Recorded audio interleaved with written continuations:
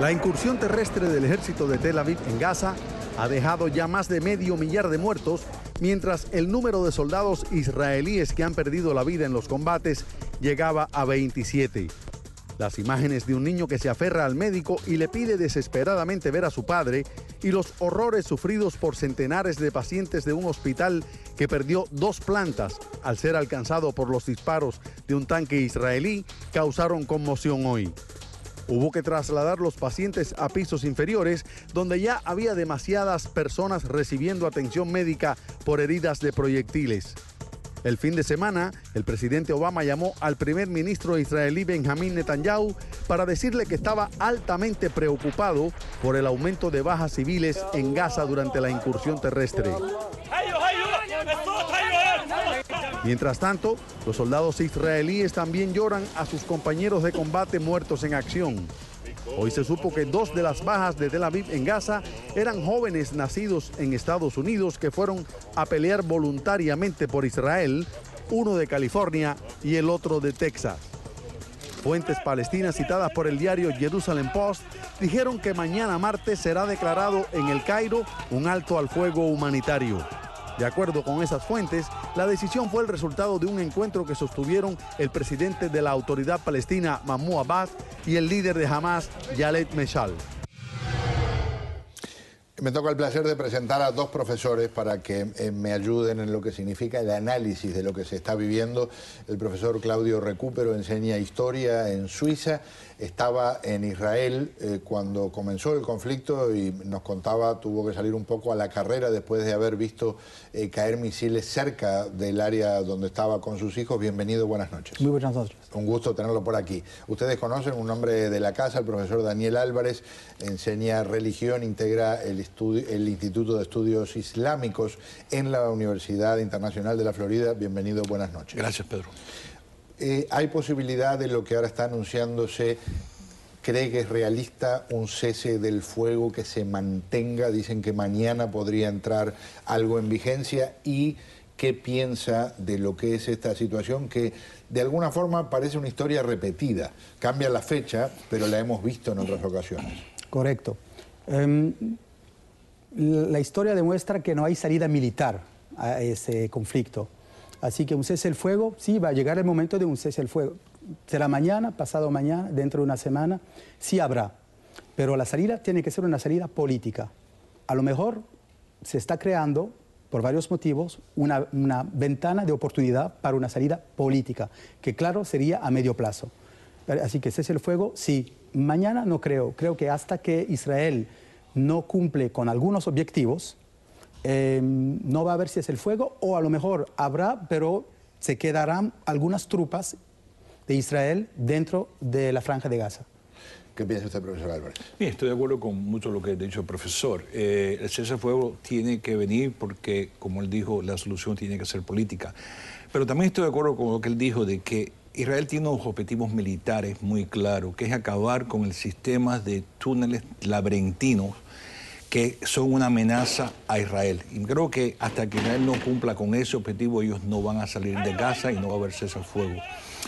Esto se está convirtiendo, Pedro, mi preocupación, quiero añadir, me parece mucho a la guerra de Israel con Hezbollah en el 2006. Y lo interesante de esa guerra, diferente a de esta, es que ahí murieron como un 50% eran de Hezbollah y el otro 50% eran civiles. En este conflicto, que es mucho más cerrado, en una zona mucho más densa, pueden morir más civiles, que eso hace el conflicto un poco diferente, pero muy parecido, porque Israel está dispuesto a entrar en Gaza y acabar con la amenaza de Hamas. El profesor Álvarez estaba hablando de los túneles, y el tema de los túneles se ha transformado en algo fundamental. Y aquí hay un problema extraordinariamente serio, porque hay mucha gente que critica a Israel porque dice genera bajas civiles. ¿Cuál es el problema? El problema que surge cuando un grupo decide instalar equipo militar en áreas civiles. Cuando se utiliza una casa para construir un túnel y en ese túnel se mueven armas que son utilizadas para tratar de agredir a quien sea va a tratar de destruir eso que le genera ese problema. Esto es algo de lo que se veía de cómo, por ejemplo, imágenes en las que se ve el tema de los túneles y también cómo se dispara desde zonas civiles hacia posiciones israelíes.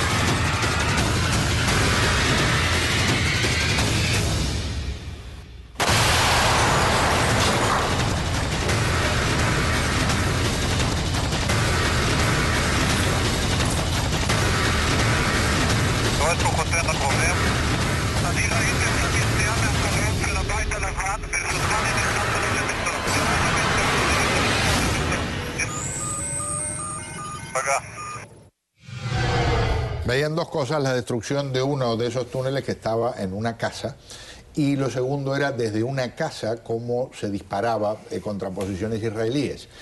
La otra cara, un equipo de la televisión noruega trabajando en el área de Gaza, y entonces verán lo que ocurre. Les digo el titular: llegan proyectiles del lado israelí, y la desolación y lo que representa la carnicería que generan esos proyectiles. Vi kan se røyken litt i bakgrunnen der. Så det kan... Yeah, we need to check everything else. Okay. That's what it is. Okay. It's just here. Okay. You got him?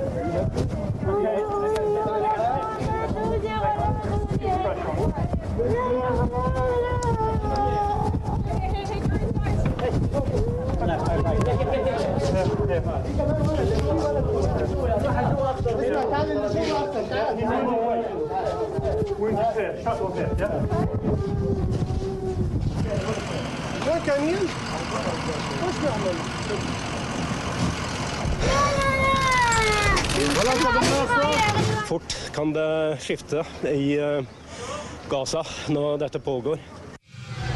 Una pincelada de tantas historias de horror que existen de los dos lados.